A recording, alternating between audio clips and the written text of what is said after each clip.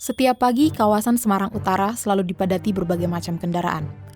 Jalanan selalu ramai, karena di sana ada kawasan industri Terboyo dan juga Pelabuhan Tanjung Mas, pusat industri dan pelabuhan ekspor-impor.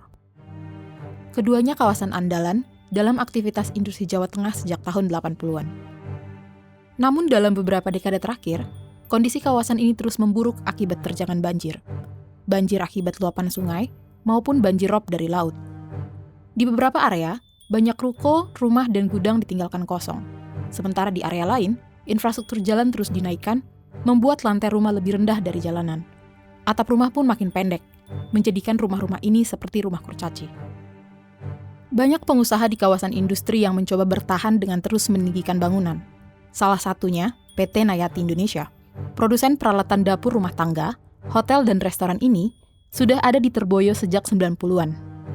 Ya, jadi saya ini kan sudah bekerja di Terboyo ya dari tahun 2005. Sampai sekarang itu kalau terhitung kan sudah hampir 20 tahun ya. Kalau bisa dibilang itu mungkin dulu awal-awal tahun 2005 ke 2015 lah katakan. Itu banjir sih banjir, tapi mungkin nggak sampai tiap tahun ya. Tapi akhir-akhir ini, terutama mungkin 5 tahun terakhir ya itu hampir pasti selalu ada kejadian banjir. Setiap tahun, setiap akhir tahun selalu ada kejadian banjir gitu. Ya, jadi kalau kita bilang mungkin tahun 2023 yang sangat tinggi ya kalau saya lihat banjirnya itu. Banjir besar tak hanya membuat para pengusaha industri menderita, tapi juga membuat harga properti dan bisnis jasa di Semarang ikut terpuruk. Pastinya kalau dalam konteks perubahan iklim ini yang paling terdampak kalau saya melihat itu dari sisi teman-teman yang bergerak di bidang pariwisata tentunya. Kita melihat saja bagaimana jumlah wisatawan yang ada ke kota Semarang di 2 tahun belakangan ini mengalami sebuah reduction yang sangat tajam karena masalah perubahan iklim. Beberapa EO organizer pun tadi seperti saya katakan, dia bingung untuk membuat event-event di Semarang karena beberapa kali curah hujannya tidak diprediksi oleh mereka, tiba-tiba terjadi hujan angin dan lain-lain.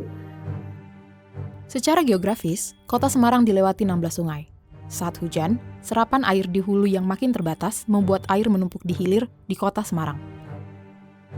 Jadi kota Semarang yang posisinya adalah dulu bentukan dari tanah muda ya, tanah muda kemudian menjadi daratan ini yang menjadikan beban di tanah muda ini tidak lama-lama tiap tahun ada penurunan muka tanah ya, penurunan muka tanah karena beban bangunan, beban jalan, beban kemudian pertambahan penduduk dan lain-lain ini kan tanah muda memang secara perhitungan yang sudah dilakukan penelitian memang penurunannya antara 5 cm sampai 10 cm per tahun. Cuma kita nggak bisa memprediksi curah hujan di atas itu sampai berapa. Kalau lebih dari 100 itu sangat membahayakan ya.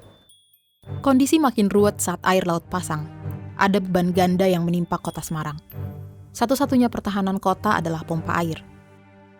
Saat ini, ada 50 rumah pompa dengan kapasitas 100.000 liter per detik. Setiap bulan, pemerintah kota mengalokasikan 500 juta rupiah untuk listrik dan BBM pompa. Jika pompa berhenti, kawasan industri dipastikan terendam. Begitu juga kota Semarang. Ini kan koordinasinya terus-menerus yang dilakukan dengan pemerintah pusat tadi yang pertama tanggul laut, kemudian yang terakhir ini nanti akan tol laut sebagai tanggul laut. Nanti ini kan fase yang Semarang Demak. Nanti akan jadi Semarang Demak sambung ke Semarang Kendal. Nanti seperti nanti benteng itu nanti. Tetapi, solusi pembangunan tanggul jalan tol itu diragukan efektivitasnya. Apakah tanggul itu obat dari banjir pesisir dan subsiden gitu ya, atau penurunan tanah? Ya bukan obat penyembuhnya, tetapi itu painkiller, penahan rasa sakit. Nah, tapi apakah itu memang harus diberikan painkiller? Ya harus, karena kandung udah banjir kan. Nah, tapi jangan berhenti di situ. Tanggul-tanggul selesai gitu ya, bahkan ada tol Atlantis gitu ya, yang tetap turun 10 cm per tahun ya. Di beberapa tempat juga tanggulnya tetap turun 10 cm. Berhenti di situ, masuk ke water managementnya. Kita harus mulainya dari regulasi kelembagaan, program, dan anggaran. Di kita secara nasional belum ada. Sebenarnya bukan hanya kawasan industri Terboyo dan Semarang. Hampir semua area di utara Jawa bermasalah dengan banjir. Jumlah korban luka atau meninggal mungkin tidak terlalu banyak, tetapi dampak ekonominya sungguh luar biasa. Baik untuk pengusaha, pekerja, maupun pemerintah, sama-sama menderita rugi. Menurut data Bappenas, kontribusi ekonomi di pantai utara Jawa tahun 2023 mencapai 477,24 miliar dolar Amerika atau 34,7% dari pendapatan domestik bruto. Kalau jalur antara Surabaya Jakarta itu putus, jalur Pantura itu putus, itu average economic loss-nya karena logistik yang terganggu itu bisa reaching exceeding lebih dari 1,5 triliun per hari. Untuk bisa bertahan, para pengusaha harus mengeluarkan biaya tambahan seperti yang dilakukan PT Yanayati. Sekitar 5 tahun yang lalu ya, kita itu udah tinggikan lantai produksi itu setinggi 1,2 meter. Jadi memang kami udah antisipasi ya, maksudnya terhadap banjir yang memang udah hampir tiap tahun terjadi. Dengan ini mesin-mesin kami itu masih bisa kering dan aman kalau misalkan sampai kejadian banjir. Sekarang sisanya mungkin tinggal 10 cm. Ya memang nanti sudah saatnya nanti kita peninggian lagi. Mungkin 1,5 lah. 1,5 mungkin sampai 2 sekalian gitu. Kita usahakan di tahun depan ya. Sepertinya. Nayati bertekad untuk tetap bertahan di Terboyo. Perusahaan yang rajin mengekspor produknya ini tak tertarik relokasi. Begitu juga beberapa pengusaha di Jakarta Industrial Estate Pulau Gadung yang kerap dilanda banjir. Ya, zaman waktu kita awal misalnya di Pulau Mas misalnya itu kan dalam tanda petik langganan banjir. Ya, nah kita harus siapkan apakah itu extra cost dalam arti punya perahu karet. Kita ada standby itu perahu karet, ya pasti extra cost. Kita siapkan mobil lebih tinggi karena untuk antar jemput ya titik ke titik misalnya. Jadi memang kalau bicara banjir pasti extra cost.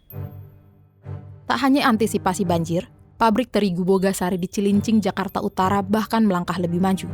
Salah satu divisi PT Indofood Sukses Makmur ini membangun fasilitas pengolahan air dan tim khusus untuk pembibitan mangrove sampai pengolahan sampah organik. Kami sudah mengkaji, karena itu kalau kamu lihat, pinggir kami itu sudah kami piling kan. Kalau kamu lihat, ya, di sisi kanan itu piling, lebih tinggi dari sungai, laut. Nah demikian juga depan kami coba perhatikan. Tapi khusus Bogasari itu semuanya pilot. Jadi sudah nah kita punya beberapa penampungan air dan kita pumping. Jadi memang pumping system dalam area kami ya. Jadi area kami yang kami jaga. Mulai kapan itu Pak dirasakan? Sudah tahun 2000-an 2000 sudah melakukan itu? Sudah melakukan. SWRU kita olah air laut jadi Produksi, kemudian untuk produksi juga kebutuhan produksi, cuci. Nah, akibat daripada awareness itu akan memperbaiki efisiensi kita, ya dan efektivitas kita. Saya kira itu harus kita akui. Para pengusaha mungkin masih bisa bertahan di daerah pantai utara Jawa yang rawan dihajar banjir. Tapi untuk bertahan, mereka harus merogoh biaya puluhan miliar, bahkan sampai ratusan miliar.